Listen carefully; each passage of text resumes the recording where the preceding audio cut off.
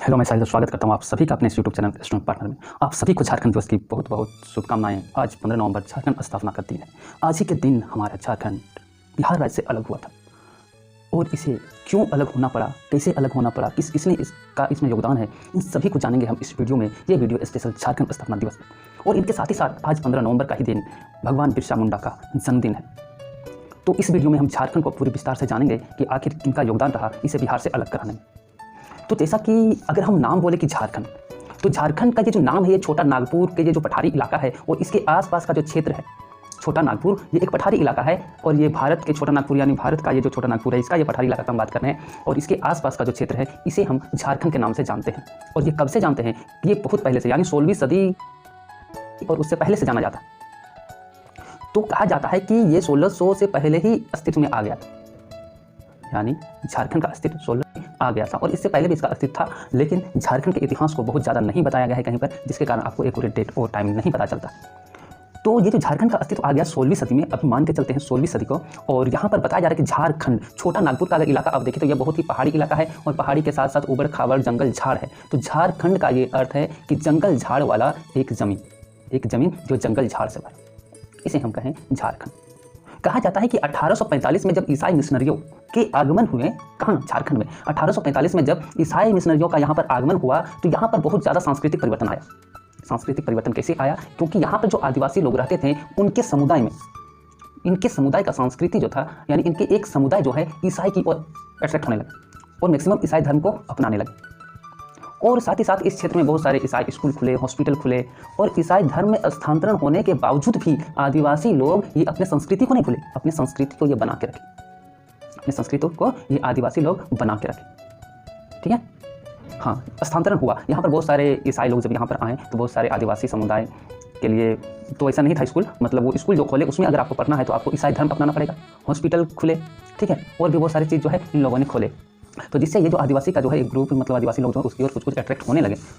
तो इस तरह से हुआ। और इसके आगे की अगर हम बात करें तो ये जो मेरा झारखंड है ये खनिज से एक लदा एरिया है। ये जो प्रदेश है एकदम खनिज से भरा पड़ा, यानी पूरी तरह खनिज पदार्थों से संपन्न है, यानी कि इसका खामियाजा यहाँ के आदिवासी लोगों को भुगतना पड़ा। क्यों भुगतना पड़ा? तो झारखंड एक बहुत ही बड़ा खनिज, यानी अगर पूरा भारत में बात करें तो यहाँ पर जो है सबसे अधिक मात्रा में खनिज पदार्थ पाए जाते हैं, जहाँ पर कोयला और लोहा ये बहुत अधिक मात्रा में पाया जाता है। और इसके साथ ही साथ यहाँ बॉक्साइट, तांबा, चूना पत्थर इत्यादि जैसे खनिज पदार्थ बहुत ही अधिक मात्रा में पाए जाते हैं। कहाँ? झारखंड में।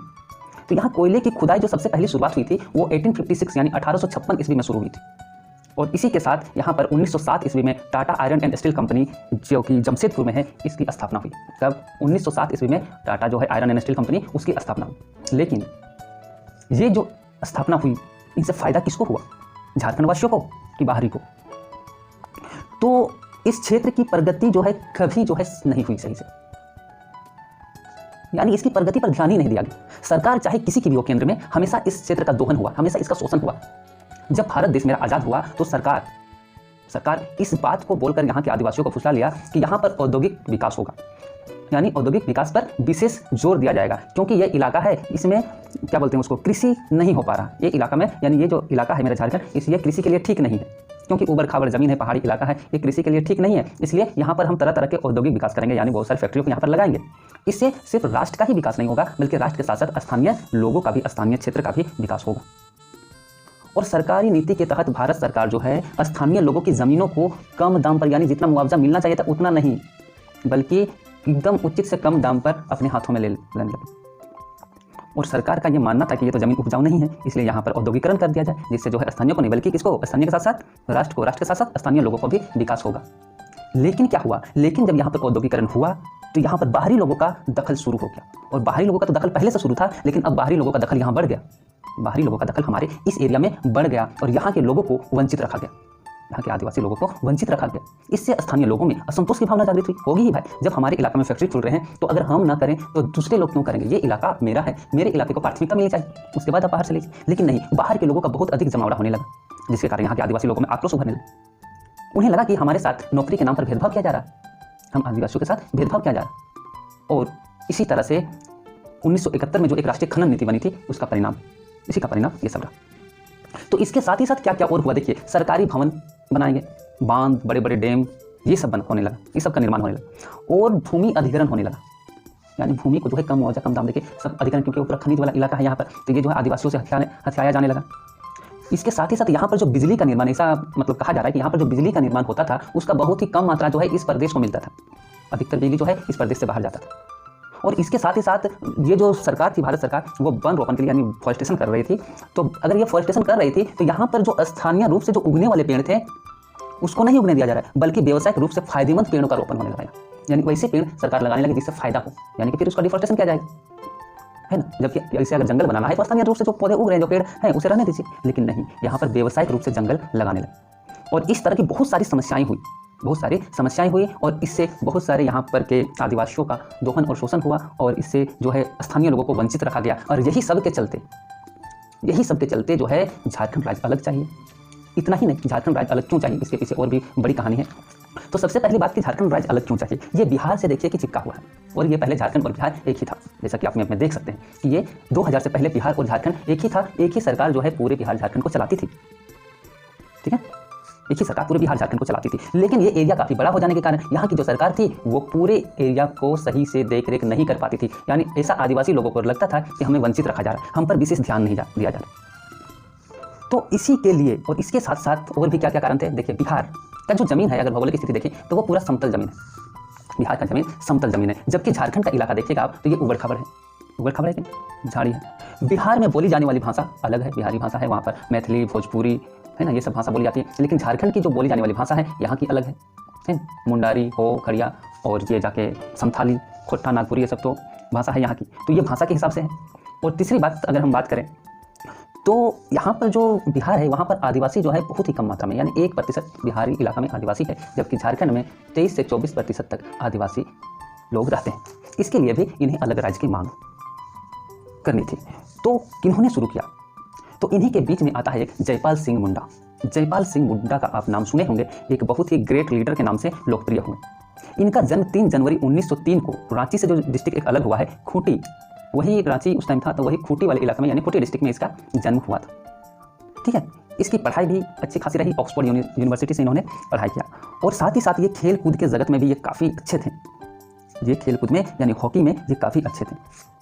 हॉकी में इन्होंने कई मेडल जीते थे, ठीक है। तो कहा जाता है कि ये हॉकी में बहुत ही अच्छे थे। और 1928 में जब एक हॉकी का मतलब ये ओलंपिक हुआ था, उस ओलंपिक के टाइम में जो है स्वर्ण पदक पहली बार भारत ने जो है हॉकी में प्राप्त किया था। ये जाने माने एक राजनीतिक, पत्रकार, लेखक, संपादक, ये ऑक्सफोर्ड यूनिवर्सिटी से पढ़ के आए थे। तो ये सारे जो है ये थे, यानी कि एक लेखक भी बोल सकते हैं, शिक्षाविद भी बोल सकते हैं, है ना, और राजनीतिक भी बोल सकते हैं क्योंकि राजनीति में कूद पड़े थे। और 1925 में ऑक्सफोर्ड ब्लू का खिताब ये पाने वाले जो कि हॉकी के एकमात्र जो है इंटरनेशनल प्लेयर थे यहाँ से। तो जयपाल सिंह जो कि एक बहुत ही बड़े लीडर बनकर उभरे थे, इन्होंने उस टाइम यानी 1929 ईस्वी में, ये सारे देख रहे हो कि आप किस तरह के दमन हुए, आपको हम बताएं कि किस तरह से यहाँ के आदिवासियों को वंचित रखा गया, यानी तरह तरह की फैक्ट्रियाँ लगाई गई, लेकिन इसमें बाहरी लोगों का ज़्यादा अधिकार हुआ। और आज के दौर में भी हम देख रहे हैं कि हमारा जो झारखंड इलाका है, झारखंड में जो है झारखंडी लोगों को वंचित रखा जा रहा है और बाहरी लोगों को यहाँ पर ज़्यादा से ज़्यादा रोजगार दिया जा रहा है। तो हमारी सरकार अभी की सरकार है, बस वो अगर कुछ करें तो ही कुछ हो सकता है, क्योंकि जब से हमारा झारखंड बना है तब से यहाँ की सरकारें अस्थायी रूप से नहीं बन पाई है। तो यहाँ पर हम बात करेंगे कि झारखंड कैसे बना, बिहार से ये अलग कैसे हुआ। तो बात किया जा रहा है 1929 ईस्वी को। 1929 ईस्वी को ये जो जयपाल सिंह मुंडा है, इन्होंने अंग्रेजों के सामने ये प्रस्ताव रख दिया कि हमें बिहार से झारखंड अलग चाहिए। उन्होंने क्या कहा कि तुम क्यों चाहते हो अलग, झारखंड क्यों अलग चाहते हो। तो इन्होंने अपने प्रस्ताव को रखा कि ऐसा बात है, हम लोगों पर विशेष ध्यान नहीं दिया जा रहा है ना। तो उन्होंने साइमन कमीशन ने इनकी बात को ठुकरा दी, बोली नहीं, बिहार इंटू 2 पार्ट्स, हम बिहार को 2 पार्ट्स में नहीं बांट सकते हैं। अब ठुकरा दी तो कुछ नहीं हो सकता है। तो अब ये वापस आ गए, बोले ठीक है कोई बात नहीं। अब ये जब आप वापस आए तो इन्होंने भी सोच लिया था जयपाल सिंह ने कि हम इसे छोड़ने वाले नहीं हैं, हम झारखंड को अलग करा के ही रहेंगे बिहार से। 1938 ईस्वी में 1938 ईस्वी में इन्होंने एक संगठन बनाया, आदिवासी महासभा का गठन किया है, और इसी पार्टी का आगे चलकर नाम हो गया झारखंड पार्टी, अभी बाद में बताएंगे। तो आदिवासी महासभा का इन्होंने गठन किया और इनको गठन करने के पीछे सबसे बड़ा रीजन था वो ये था कि आदिवासियों पर जो हो रहा शोषण था, आदिवासियों पर इतना जो शोषण हो रहा था, उसके प्रति जो है राजनीतिक और सामाजिक लड़ाई लड़ने का निश्चय, इसके प्रति जो है लड़ाई लड़ने का निश्चय किया गया कि हम आदिवासियों पर जो इतने सारे शोषण हो रहे हैं, हम इसके प्रति लड़ाई लड़ेंगे। किन्होंने? तो ये जयपाल सिंह ने। आदिवासी महासभा का गठन किन्होंने किया? जयपाल सिंह ने किया, है ना। और इसमें काफ़ी जो है आदिवासी लोग इनका साथ दिए, बहुत ही अधिक मात्रा में, आगे हम बताएंगे किस तरह से। और इसके बाद इसको गठन करने के बाद जयपाल सिंह 5 मार्च 1949 को अलग राज्य की मांग करने लगे, है ना। ये तो 1949 में सबसे पहले पंडित जी के पास गए, यानी उस टाइम जब भारत मेरा आज़ाद हुआ तो ये पहले गए पंडित जी के पास, मतलब पंडित जवाहरलाल नेहरू जी उस टाइम पहले प्रधानमंत्री बने, तो ये गए उनके पास और उन्होंने अपना प्रस्ताव रखा कि हमें झारखंड अलग चाहिए बिहार से। इन्होंने जयपाल सिंह, हमें झारखंड अलग चाहिए। बोले कैसे चाहिए, क्यों चाहिए? पंडित जी बोले कि क्यों, किस हिसाब से? तो इन्होंने बताया कि देखिए बिहार का जो एरिया है वो पूरा प्लेन है और हमारा एरिया उबड़ खाबड़ है। बिहार का एरिया जो है वो जो है वहाँ पर भाषाएं अलग है, हमारे जो झारखंड है वहाँ की भाषाएं अलग है, और झारखंड में जो है आदिवासियों की संख्या 24% है और वहाँ की जो है संख्या 1% है। ठीक है, एक सरकार जो है हमारे आदिवासियों पर विशेष ध्यान नहीं दे रही है। तो पंडित जी ने बोला कि यार भाषा के हिसाब से तो ये अलग नहीं हो सकता है, क्योंकि तुम्हारा भी कोई भाषा ठीक ठाक है नहीं, मतलब कौन सा भाषा दे? संथाली है, मुंडवी हो है, कोटा है, नागपुरी है, हिंदी है, यानी किस भाषा के? तो यही भाषा के कारण जो है इसको आयोग ने ठुकरा दिया, है ना। तो इनको जो है ठुकरा दिया इस बात को, बोला कि नहीं ये अलग नहीं हो सकता, बिहार से झारखंड अलग नहीं हो सकता। अब ये भी हार मानने वाले कहाँ थे? अब 1949 को जब ये पंडित जी के पास से वापस आए ना, तो 5 मार्च 1949 को इन्होंने एक पार्टी, यानी जो आदिवासी महासभा था ना, इसका नाम बदल कर रख दिया झारखंड पार्टी। अब ये झारखंड पार्टी जब रख दिया गया तो ये राजनीति में कूद पड़े। अब ये झारखंड पार्टी जो है कुछ ही समय में जो है उभर कर एकदम सामने आ गया राज्य, यानी एक स्टेट गवर्नमेंट बनाने के लायक हो गई। अब ये पार्टी उस टाइम का समय क्या था, बिहार झारखंड एक साथ था तो दोनों तरफ से ना एमएलए वगैरह खड़ा होंगे, तो ये पार्टी जो है बिहार का जब विधानसभा चुनाव हुआ उसमें भाग लेने के लिए तैयार हुई। और 1963 में झारखंड पार्टी बिहार के राजनीति में प्रवेश कर चुकी थी। 50 के दशक में ये 1963 वाले समय में ये एक बड़ी विपक्षी पार्टी बनकर उभरी थी। लेकिन 1963 में जब इन्होंने झारखंड पार्टी का विलय कांग्रेस में कर इन्होंने क्या किया, 1963 में ये बिहार के ये जो अभी का जो बिहार का पश्चिमी इलाका है जो कि अभी झारखंड में आ चुका है, सॉरी पश्चिमी बोले, दक्षिणी इलाका है जो कि अभी आ चुका है झारखंड में, तो वहाँ से 32 सीट जो है इन्होंने जीती, वो पूरा इलाका में, यानी आदिवासी लोगों का पूरा साथ जो है इनके साथ था, जयपाल सिंह मुंडा के साथ पूरा था आदिवासी लोगों का इनके साथ। तो अब जब इन्होंने 32 सीट ले आया तो यहाँ पर उस टाइम जयपाल सिंह ने झारखंड के मांग को और बुलंद किया कि हमें झारखंड चाहिए, हमें झारखंड चाहिए, हमें झारखंड चाहिए, इस मांग को और बुलंद किया। तो उस टाइम क्या हुआ कि केपी सहाय, यानी उसी टाइम जो है ये झारखंड पार्टी के जो ये 32 सीट लाए, इन्होंने क्या किया कि झारखंड पार्टी में, ये जो झारखंड पार्टी है ये कांग्रेस पार्टी में अपना विलय कर दिया। कांग्रेस पार्टी में इन्होंने अपना विलय किया, यानी समर्थन दे दिया, और समर्थन देकर एक सरकार बन गया। और उस टाइम जो सरकार बना, सीएम जो बने केपी सहाय बने। अब केपी सहाय जब ये बन गए तो वो चाहते थे कि बिहार अलग राज्य में ना टूटे। अरे कोई थोड़ी चाहेगा कि हमारा एरिया टूट के 2 भाग में बट जाए, कोई नहीं चाहेगा। हम खुद नहीं चाहेंगे कि भारत का एक टुकड़ा भी टूटे, और हम भी नहीं चाहेंगे अभी कि हमारा जो झारखंड उसका एक टुकड़ा भी टूट कर कहीं जाए या अलग राज्य बने। तो यहाँ पर केपी सहाय भी नहीं चाहते थे कि ये टूटे, क्योंकि जितना बड़ा इलाका उतना राजनीति में फायदा, है ना। तो यहाँ पर केपी सहाय तो चाहते ही नहीं थे कि टूटे, लेकिन यहाँ पर केपी सहाय ने एक चाल चली और चाल चल कर जयपाल सिंह को अपने ही पार्टी से अलग कर दिया। इस पार्टी से क्या कर दिया, अलग कर दिया। अब जब इसे अलग कर दिया तो इसका तो समर्थन था, तो अलग करते ही क्या हुआ कि सरकार जो है इसकी गिर गई, है ना। सरकार क्या था, गिर गया। अब इन्हें जब अलग कर दिया तो अब कैसे क्या होगा। और उस वक्त झारखंड बिहार तो एक था, तो दोनों पार्टी मिलकर सरकार चला रही थी, अब दोनों का समर्थन था, तो यहाँ से जो है इन्हें अलग कर दिया गया, यानी केपी सहाय ने जयपाल सिंह को बोला नहीं हम अलग नहीं करेंगे। तो इसी बीच इन लोग का आपस में समर्थन जो है टूट गया। और यहीं पर और एक चीज़ क्या हुआ कि ये जो जयपाल सिंह थे यह बिना अपने पार्टी के लोगों से पूछे ही समर्थन दे दिया था। यानी भाई मेरा पार्टी है, मान लीजिए कि आप मतलब हेड है, मतलब अध्यक्ष हैं, तो इसका मतलब ये थोड़ी है कि आप अकेले कर लीजिए, आपको थोड़ा सा पूछना चाहिए। तो यहाँ पर इन्होंने सहमति नहीं ली थी अन्य सदस्यों से, जिसका परिणाम क्या हुआ कि छोटे छोटे पार्टी जो है इस टाइम उभर कर सामने आए। हाँ, इस टाइम क्या हुआ, इस छोटे छोटे पार्टियाँ इस टाइम उभर के, ये छोटा नागपुर वाले इलाके से छोटी छोटी पार्टियाँ उभर कर सामने आए। अब आगे चलकर क्या हुआ कि जयपाल सिंह मुंडा का निधन 20 नवंबर 1970 को हो गया, है ना। अब इसके सपने टूट गए कि कैसे अलग होगा, कैसे अलग होगा मेरा झारखंड। तो जयपाल सिंह को जब यहाँ से केपी सहाय ने निकाल दिया तो इसकी तो सरकार गिर गई। अब इन्हीं बीच 1963 से लेकर 70 तक कोई भी अस्थायी सरकार नहीं बना पाई, यानी कि कंटिन्यू सरकार बनता था गिर जाता था। यानी अगर हम बात करें ये 7 साल का दौर, तो 7 साल में 7 सीएम बदले। तो चलिए इसी टाइम आते हैं झारखंड की ओर। तो लोग झारखंड की मांग को भूल गए थे, क्योंकि यहाँ पर जो है जयपाल सिंह जो थे बहुत ही बुलंद आवाज़ उठाए थे। तो उन्हीं बीच में एक नाम आता है शिबू सोरेन। 1969 में शिबू सोरेन ने एक सोनत संथाल समाज की स्थापना की थी, जो कि आज भी हमारे शिबू सोरेन जी अभी है। तो 1969 में शिबू सोरेन ने किसकी स्थापना की थी, सोनत संथाल समाज की स्थापना की थी। और इसके साथ ही साथ अगर हम बात करें तो शिबू सोरेन और विनोद बिहारी महतो जी, जिसका नाम आप सुन चुके होंगे, विनोद बिहारी महतो जी और शिबू सोरेन, इन दोनों ने मिलकर एक पार्टी बनाई जिसका नाम पड़ा झारखंड मुक्ति मोर्चा। ठीक है, 4 फरवरी 1973 यानी 4 फरवरी 1973 को झारखंड मुक्ति मोर्चा की स्थापना की गई, जिसके अध्यक्ष विनोद बिहारी महतो बने।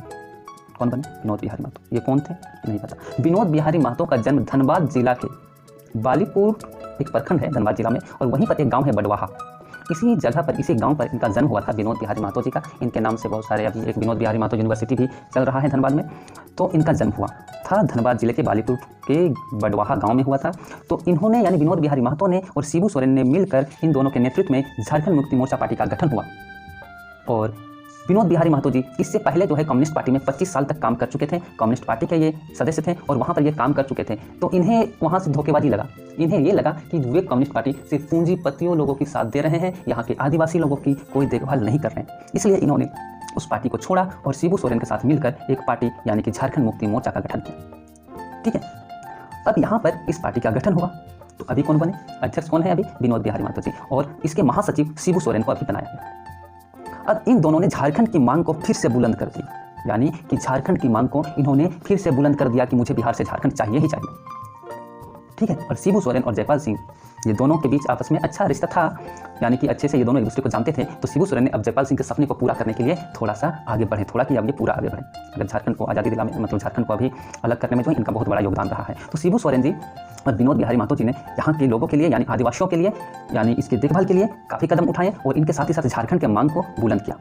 शिबू सोरेन आगे चलकर राजनीति में अपना कदम रखते हैं, यानी बिहार की राजनीति उस टाइम बोलेंगे कि अब झारखंड मुक्ति मोर्चा पार्टी बिहार की राजनीति में अपना कदम रखती है, जिसमें क्या होता है, इसे एक अच्छा सपोर्ट मिलता है। लेकिन एक बात बता दें कि 1991 ईस्वी में, अभी बताएंगे, 1991 ईस्वी में विनोद बिहारी महतो जी का निधन हो जाता है, जिसके बाद शिबू सोरेन इस पार्टी के अध्यक्ष बनते हैं और अभी तक बने हुए।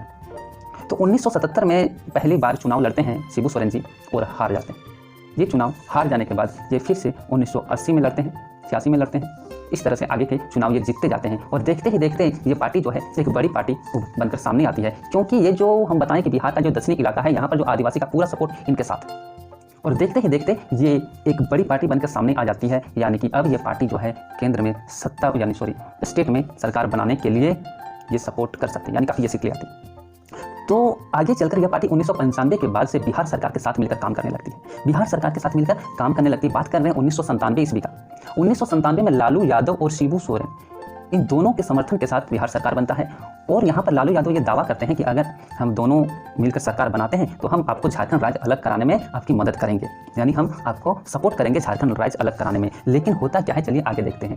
तो यही सोचकर शिबू सोरेन और लालू यादव में दोनों में समर्थन होता है, दावा करते हैं कि हम आगे दोनों मिलकर अगर सरकार बनाएं तो हम बिहार से झारखंड एक अलग राज्य स्थापित करते हैं। लेकिन 1998 में क्या होता है कि लालू यादव जी पलटी मार देते हैं और जगह जगह जो सभाएं होती है वहाँ पर ये बहुत ऐलान करते चलते हैं कि किसी भी हालत में हम बिहार से झारखंड को अलग नहीं होने देंगे। ये कौन कहता है? लालू यादव। कब? 1998 में। 1998 में ये कहते हैं कि हम किसी भी हालत से इसको अलग नहीं होने देंगे, यानी कि अब ये बात ठुकरा देते हैं। पहले ये बोले थे कि हम सपोर्ट करेंगे, अब ये बोल रहे हैं कि हम नहीं अलग होने देंगे, क्योंकि अब ये भी नहीं चाहते थे कि बिहार के ज़मीन का टुकड़ा हो, जिसके कारण क्या होता है कि जेएमएम पार्टी अपना समर्थन वापस ले लेती है और इसका सरकार गिर जाता। अब क्या होता है कि 2000 के विधानसभा चुनाव 2000 का विधानसभा चुनाव होता है। अब जब चुनाव होता है तो किसी भी पार्टी को बहुमत नहीं मिलती है, लो बनाओ सरकार। अब किसी भी पार्टी को जो है पूर्ण बहुमत नहीं मिलती है कि वो सरकार बना सके। तो उस दौर में जो है आरजेडी एक बहुत बड़ी पार्टी हुआ करते थे, जो मैक्सिमम जो है सरकार बनाती थी। राबड़ी देवी का उस टाइम का शासन था, तो ये काफ़ी सरकार जो है काफ़ी टाइम से बना चुकी थी। तो अब यहाँ पर जो है समर्थन मिला नहीं, तो लालू यादव अब इसको सरकार बनाना है भाई। तो इन्होंने सोचा कि अरे यार कुछ दिन पहले हम बोल दिए कि हम बिहार से झारखंड नहीं अलग होने देंगे, अब कौन मुँह से मांगेंगे शिबू सोरेन से हम समर्थन, कैसे क्या होगा, चलो कुछ और उपाय लगाते हैं। ये चल गए कांग्रेस के पास, कांग्रेस पार्टी के पास ये चल गए और वहाँ पर जाकर समर्थन की बात करते हैं। लेकिन कांग्रेस पार्टी वहाँ से कहती है कि हम आपको समर्थन तभी देंगे जब आप झारखंड राज्य के बनने में कोई हस्तक्षेप नहीं डालेंगे। कौन कहा? कांग्रेस पार्टी ने। किससे कहा? लालू यादव से। क्या कहा कि यदि आप इसमें कोई हस्तक्षेप नहीं डालेंगे, यानी आपको सपोर्ट करना पड़ेगा, झारखंड राज्य को अलग करने में आपको सपोर्ट करना पड़ेगा। अरे भाई यहाँ सपोर्ट क्या चीज़ है? राजनीति ऐसा चीज़ है कि अपने आप को मरवा देते हैं लोग। ये तो सपोर्ट तो बहुत दूर की बात, बहुत ही आम बात है ना। यहाँ लोग अपने ही बाल बच्चे बीवी सबका जो है हत्या, कोई अपने पिताजी की हत्या करवा देते हैं। देखे होंगे राजनीति में बहुत सारे कांड होते हैं, बहुत बड़े बड़े कांड हो जाते हैं। तो यहाँ पर क्या है कि लालू यादव से ये बात कही गई कि आप इसमें कोई हस्तक्षेप नहीं डालिएगा बिहार से झारखंड अलग होने में, बल्कि आपको सपोर्ट करना पड़ेगा। तब ये इसके पास तो कोई उपाय था नहीं, करे कि भाई सरकार तो बनानी है और दूसरी पार्टी से समर्थन ले नहीं सकते हैं, बीजेपी में जा नहीं सकते हैं, एनडीए से ले नहीं सकते हैं समर्थन, उनसे लेंगे तो उनका सरकार बनेगा, वो बोलेंगे हम बनाएंगे सीएम। तो अब लालू यादव के पास कोई ऑप्शन नहीं था, इसलिए ये चुपचाप जो है समर्थन में हाँ कर देते हैं, बोले ठीक है, भरी हुंकार भर दी, हाँ ठीक है ना। हम सरकार जो है झारखंड राज्य को अलग होने में कोई हस्तक्षेप नहीं डालेंगे। और फिर क्या हुआ कि 2000 मतलब बिहार पुनर्गठन विधेयक 2000 पारित हुआ और इसमें लालू यादव यानी कि लालू यादव, इधर से शिबू सोरेन और राष्ट्रपति की सहमति के साथ बिहार से झारखंड राज्य 15 नवंबर 2000 को अलग हो गया। किसके? तो इस तरह से बिहार जो ये पुनर्गठन विधेयक पारित हो गया था 2000 में, उसके बाद जो है राष्ट्रपति के समर्थन यानी सहमति से जो है झारखंड राज्य अलग हो गया। इस तरह 15 नवंबर के दिन प्रत्येक वर्ष हम झारखंड स्थापना दिवस मनाते हैं। जब झारखंड बिहार से अलग हुआ था तो उस टाइम ये 18 जिले लेकर अलग हुए थे। कितने जिले? 18 जिले। और ये जो 18 जिले लिए गए थे ये बिहार के कुछ जिले, कुछ पश्चिम बंगाल, कुछ छत्तीसगढ़ और कुछ उड़ीसा के भी जिले इसमें शामिल थे, लेकिन ये जो है झारखंड राज्य जो बना ये बिहार से अलग हुआ। ठीक है, अब ये 18 जिले लेकर अलग हुए थे जैसा कि आप देख सकते हैं, और इनके बाद जो है 6 नए जिले बाद में बने। कब? इसके अलग ये कि झारखंड की स्थापना होने के बाद ये 4 यानी 6 जिले बने। ये 6 जिले कौन कौन से बने हम आपको बता रहे हैं। ये जो 6 जिले बने उनमें से एक जो है रांची से अलग होकर खूंटी बना, है ना, रांची से अलग होकर खूंटी बना, और हजारीबाग से अलग होकर एक रामगढ़ जिला बना जो हाल में बना है, बहुत ज़्यादा दिन नहीं हुआ। इसी तरह दुमका से कटकर एक जामताड़ा बन गया और पलामू से लातेहार बना। पश्चिमी सिंहभूम के कई हिस्से को काटकर मिलाकर जो है सरायकेला खरसवा बनाया गया, और इसके साथ ही साथ जो छठा जिला बना वो सिमडेगा बना। और इस तरह से वर्तमान में झारखंड में कुल कितने जिले हो गए? 24 जिले हो गए। 24 जिले अभी हमारे झारखंड में मौजूद हैं। और इसके साथ ही साथ अगर हम झारखंड के बारे में बात करें तो झारखंड के राजनीति यानी जब से झारखंड मेरा बना है 15 नवंबर 2000 से लेकर अभी वर्तमान तक यानी 2020 तक की बात करें तो अभी तक 11 मुख्यमंत्री बदल चुके हैं। ये जो मुख्यमंत्री 11वां नंबर के हैं हेमंत सोरेन जी, और 11 मुख्यमंत्री बदल चुके हैं। और इसके साथ ही साथ 3 बार राष्ट्रपति शासन लगा। जो सबसे पहला सरकार बना था वो बाबूलाल मरांडी का था। उसके बाद दूसरा जो बना 2003 वो 2000 से 2003 तक चला बाबूलाल मरांडी का सरकार। उसके बाद 2003 से 2005 तक चला अर्जुन मुंडा का सरकार। फिर 2005 से 2012 तक शिबू सोरेन का सरकार चला, है ना, सॉरी 2005 से 12 मार्च 2005 तक यानी कुछ ही दिन के लिए सरकार बना था शिबू सोरेन का। उसके बाद 12 मार्च 2005 से लेकर सितंबर 2006 तक फिर अर्जुन मुंडा का सरकार रहा। फिर 2006 से 2008 तक मधु कोड़ा। फिर 2008 से 2009 तक शिबू सोरेन जी। फिर 2009 से 2009 तक यानी कि जनवरी 2009 से दिसंबर 2009 तक राष्ट्रपति शासन रहा। फिर 30 दिसंबर 2009 से 2010 तक शिबू सोरेन बैठे, और फिर 2010 जून में राष्ट्रपति शासन लग गया। और इसके बाद आगे बात करें तो 2010 से 2013 तक फिर अर्जुन मुंडा, और 2013 जनवरी से 2013 जुलाई तक राष्ट्रपति शासन। इसके बाद आपको याद होगा कि 2013 जुलाई से 2014 23 दिसंबर तक हेमंत सोरेन जी पिछली बार बैठे थे। और इसके बाद जो है 2014 28 दिसंबर से 28 दिसंबर 2019 तक रघुवर दास की सरकार जो कि बीजेपी पार्टी की रही, यही एक पहली सरकार है जो पूर्ण रूप से 5 साल तक सरकार चलाई थी। कौन? रघुवर दास की सरकार, है ना। इसके बाद अभी 29 दिसंबर 2019 से अभी वर्तमान में जो सरकार चल रही है वो हेमंत सोरेन की सरकार है। ये हमारे लोकल है। चलिए देखते हैं ये हमारे आगे भविष्य के लिए और आदिवासियों के लिए और झारखंड वासियों के लिए क्या क्या काम करते हैं। इसके साथ ही साथ अगर आगे हम बात करें झारखंड के बारे में तो झारखंड जो है ये जंगल झाड़ वाला इलाका है, और इसकी स्थापना आपको पता चल गया कि 15 नवंबर 2000 को हुआ था, और इसी दिन भगवान बिरसा मुंडा का भी जन्मदिन मनाया जाता है। अगर भगवान बिरसा मुंडा के बारे में थोड़ा सा बताएं तो बता देंगे, उससे पहले हम झारखंड की थोड़ी सी परिचय करवाते हैं कि झारखंड की राजधानी जो बनी वो रांची, और झारखंड की उप राजधानी दुमका। हाई कोर्ट अगर बात करें झारखंड का तो वो रांची में है, और यहाँ की जो लोकल भाषा है वो खोटा, मुंडारी, संथाली हो, कुड़ुक, ये सारी भाषाएं यहाँ पर बोली जाती है, और साथ ही साथ हिंदी भाषा भी बोली जाती है। अगर हम इसकी चौड़ाई की बात करें यानी लेंथ कितना है, ईस्ट टू वेस्ट अगर इसकी लेंथ की बात करें तो 463 किलोमीटर है, और नॉर्थ टू साउथ ऊपर से नीचे की ओर बात करें तो ये 380 किलोमीटर है।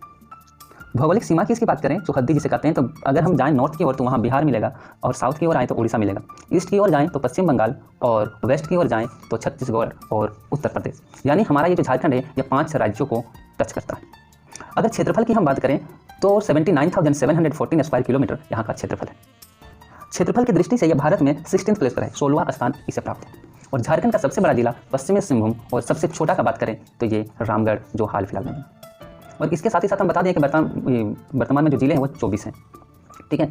और यहाँ पर परमंडलों की संख्या की बात करें तो 5 परमंडल है। आपको पता होगा दसवीं छोटा नागपुर मुख्य न्यायालय रांची, उत्तरी छोटा नागपुर हजारीबाग, मेदिनीनगर का नाम सुने हैं पलामू में, और चाईबासा में एक पश्चिमी सिंहभूम, इसी तरह संथाल परगना जो कि दुमका वाला इलाका। तो इस तरह हमारे 5 परमंडल, कितने परमंडल? 5, दसवीं छोटा नागपुर, उत्तरी छोटा नागपुर, मेदिनीनगर, पश्चिमी सिंहभूम और संथाल परगना, ये 5 परमंडल है। अगर अनुमंडल की बात करें तो ये 45 यानी 45 अनुमंडल। प्रखंड की अगर बात करें तो 264 प्रखंड हमारे झारखंड के, और इसके साथ ही साथ नगर निगम 6 है। हमारे झारखंड में कुल 6 नगर निगम, इसमें से एक रांची है, दूसरा धनबाद, तीसरा देवघर, चौथा चास, फिर हजारीबाग और एक आदित्यपुर, नाम सुने ही होंगे, आदित्यपुर जमशेदपुर। जिला परिषद की संख्या की बात करें तो 24 जिले हैं तो 24 जिला परिषद भी हैं। तो लोकसभा में कितनी सीटों की संख्या है? लोकसभा सदस्यों की संख्या कितनी है झारखंड में? तो लोकसभा सदस्यों की संख्या 14 है, और राज्यसभा सदस्यों की संख्या 6 है। तो यहाँ पर जो विधानसभा चुनाव होता है वो कितने सीटों की होती है? विधानसभा जो है यहाँ 82 यानी 82 सीट्स की होती है ना। विधानसभा चुनाव 82 सीट्स की होती है। आगे बात करते हैं भगवान बिरसा मुंडा का जन्मदिन 15 नवंबर को ही क्यों मनाया जाता है। ये भगवान बिरसा मुंडा यानी कि ये एक मुंडा जाति के थे, यानी मुंडा जाति बहुत ही कष्टदायक की ज़िंदगी जिए हैं हमारे भारत में। यानी ये वो जाति है जो ट्राइबल यानी कि अपना जीवन जो है जंगल में ही काट के गुजारे हैं, जंगल में ही रहते थे, वहीं खाना पीना जंगल से कंद मूल और बेचारे लोग वहीं से, यानी काफ़ी गरीबी की ज़िंदगी हमारे मुंडा जाति के लोग जिए हैं। तो इन्हीं मुंडा जाति में भगवान बिरसा मुंडा जी का जन्म हुआ था 15 नवंबर 1875 ईस्वी को। कहाँ? खूंटी जिला में, 15 नवंबर 1875 ईस्वी को खूंटी जिला में इनका जन्म हुआ था। और 25 साल तक ये यानी कि काफ़ी यंग एज में ये शहीद हो गए हमारे राज्य के लिए। तो इनका बहुत बड़ा योगदान रहा हमारे यहाँ पर। अंग्रेज़ हमारे ऊपर जो इतने ज़्यादा जुल्म करते थे, बहुत ही ज़्यादा अंग्रेज़ों का जुल्म हमारे ऊपर रहता था, तो उन्हीं में जो है उन जुल्मों से लड़ने के लिए भगवान बिरसा मुंडा जी अपना बहुत ही बड़ा योगदान दिए। इनका जन्म हुआ था मुंडा जाति में और इसका नाम बिरसा इसलिए पड़ा क्योंकि ये बृहस्पतिवार के दिन इनका जन्म हुआ था और इनका घर परिवार काफ़ी जो है गरीबी की ज़िंदगी से जी रहा था, इसलिए बिरसा मुंडा जी को पढ़ाई के लिए इसके मौसी के यहाँ भेज दिया गया था। वो वहाँ से पढ़े और वहाँ से पढ़ने के बाद एक स्कूल में पढ़ने के बाद जब वो दूसरे स्कूल में पढ़ने के लिए गए तो वो कोई क्रिश्चियन का स्कूल था और वहाँ पर क्रिश्चियन स्कूल था, जिसके कारण वहाँ आप तभी पढ़ सकते हैं जब आप अपना धर्म चेंज करेंगे यानी क्रिश्चियन होंगे तब। तो बिरसा मुंडा जी का धर्म परिवर्तन करवाया गया और ये उस स्कूल में अपने एजुकेशन के लिए अपना धर्म चेंज किया। लेकिन याद रखें, इन्होंने अपना धर्म चेंज किया लेकिन अपना संस्कृति कभी नहीं खोया था और हमेशा अपने धर्म की देखभाल। आगे चलकर बात करते हैं कि बिरसा मुंडा जी जो है इन्होंने मतलब अंग्रेज़ों से लड़ने के लिए बहुत ही ज़्यादा लड़ाई लड़ी। बात कर रहे हैं 1894 ईस्वी में इन्होंने एक युवा शक्ति बनाई, यानी कि पोरहट एरिया आदिवासी इलाका है ना, उरांव मुंडा खड़िया जनजाति के संपर्क में आकर सभी लोगों से बात कर एक कमेटी इन्होंने बनाई, युवा शक्ति है ना, और इन सभी लोगों को जागृत यानी एकत्रित होने की बात कही। 1 अक्टूबर 1894 ईस्वी में क्या हुआ, अंग्रेज़ों पर लगाम लगाना इन्होंने शुरू कर दिया। देखो सबसे बड़ी बात है कि ये काफ़ी गरीबी की ज़िंदगी से जी रहे थे, तो सभी लोग जो है अंग्रेज़ों की गुलामी कर रहे थे, यानी अंग्रेज़ों के यहाँ काम कर रहे थे। जब मुंडा जी मना किए थे बिरसा जी तो इनके पापा इनको घर से निकाल दिए थे, बहुत ही डांटे गुस्साए थे, है ना, कि क्या खाएं, क्योंकि गरीबी की ज़िंदगी काफ़ी, तो पेट भरेगा तो सब ठीक है ना, तो काम करोगे अंग्रेज़ों के यहाँ गुलामी करोगे तो कुछ मिलेगा। लेकिन ये वैसा नहीं किया, उन लोग की गुलामी करने से ये जो है मना कर दिया और ये अपना अधिकतर समय जो है जंगल में ही बिताते थे। ये जंगल में रह के बांसुरी उसूरी बजाते थे और अपने से ही बांसुरी उसूरी बनाए थे, है ना। और आगे बात करते हैं तो इन्होंने आगे चलकर अपने ही ये धर्म के लोगों को, यानी ये काफ़ी मतलब थोड़ा बहुत पढ़े लिखे और पढ़ लिख के इसको अच्छा नॉलेज हो गया था मुंडा जाति में, तो आगे चलकर इन्हें एक जंगल में जब ये रह रहे थे इन्हें गुरु से मुलाकात हुई और गुरु से जब मुलाकात हुई तो वो इन्हें अपने घर ले गए और इसके साथ ही साथ वहीं पर रह के इन्होंने बहुत सारी दवाइयाँ बनाने के लिए सीखी थी, यानी जंगल से तरह तरह के दवाइयाँ को यानी जड़ को तोड़ के लाना और दवाई बनाना इन्होंने सीखा था। इसके बाद जब ये वापस आए थे अपने गाँव तो उस टाइम इन्होंने लोगों ने इनका खूब स्वागत किया था, यानी कि लोगों में बहुत खुशियाँ थी। अब इन्होंने ये कर दिया कि हमारी बोंगा सिंह से जो है ये हुई थी, मुलाकात हुई थी, यानी इनके देवता जो है मेरी उनसे मुलाकात हुई और उन्होंने कहा है कि हम सब एक रहें, हम लोग गुलामी नहीं करेंगे, अगर आज के बाद अगर हम लोग गुलामी करेंगे अंग्रेज़ों का तो बोंगा सिंह हम लोग से गुस्सा आ जाएंगे और हम लोग से जब गुस्सा आ जाएंगे तो सोचो किसी को माफ़ नहीं करेंगे। और इसके साथ ही साथ कहा कि सबको अलग अलग धर्म को यानी अलग अलग जाति को अलग अलग भगवान को नहीं मानना है, एक ही चीज़ को मानना है, सिर्फ एक ही बोंगा की पूजा करना है। और इसके साथ ही साथ लोगों को ये भी संदेश दिए कि डायन भूत वगैरह कुछ नहीं होता, इससे नहीं डरना है, मदिरा पान नहीं करना है, वो मतलब मांसाहारी मांसून से नहीं खाना है, यानी जानवरों की बलि नहीं देना, जानवरों की हत्या नहीं करना है। यानी इस तरह से ये ज़िंदगी एकदम सादा ज़िंदगी जीने लगे और लोगों को भी इन्होंने प्रेरित किया।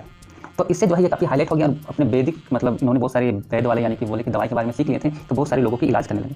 तो इससे इलाज करने के लिए लोग बहुत दूर दूर से छोटनागपुर वाले इलाका से भी इनके पास आने लगे, इन्हें देखने के लिए, इनसे भेंट मुलाकात करने के लिए, क्योंकि इन्होंने भगवान के बारे में बहुत कुछ बता दिया और बहुत सारी जो है इलाज वगैरह करने लगे। इसलिए अब ये जो है आदिवासियों के लिए दिलो जान से लड़ पड़े। इसके साथ ही साथ जो मतलब अंग्रेज इस पर जो कर लगाए थे उस कर से निजात पाने के लिए इन्होंने लड़ पड़े। कई बार इन्होंने जो हमले किए, है ना, थाना वगैरह में हमला किया। 1895 में एक बार बात है कि टैक्स के लिए ये जो है आंदोलन कर रहे थे तो इन्हें गिरफ्तार कर लिया गया था और हजारीबाग जेल में डाल दिया गया था। और इसके बाद इसे 2 साल बाद इसको जो वहाँ पर बहुत ही डराया धमकाया गया, इसको पैसा देने का लालच दिया गया, आपको पैसा देंगे, ये देंगे, वो देंगे, ऐसा वैसा मत करो। लेकिन ये नहीं, सारे बात को इनकार किया, बोले नहीं हम झारखंड के लिए लड़ेंगे, है ना। 2 साल बाद फिर इसकी रिहाई हुई, फिर आंदोलन जारी रहा।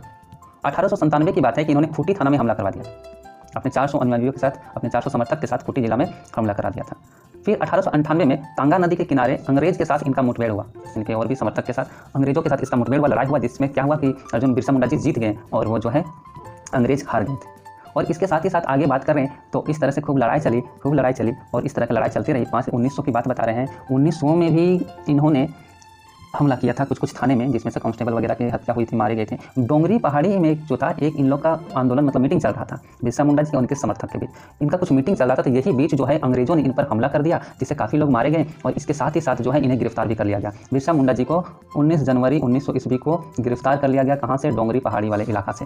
और इसके साथ ही साथ इसे जो है रांची के जेल में डाल दिया गया। अब इसे जेल में डाल दिया गया और वहाँ पर जो है धीरे धीरे करके इसे ऐसा कहा जा रहा है कि इसको वहाँ काफ़ी टॉर्चर किया जा गया। यहाँ पर दो बातें आती हैं इसकी मौत की।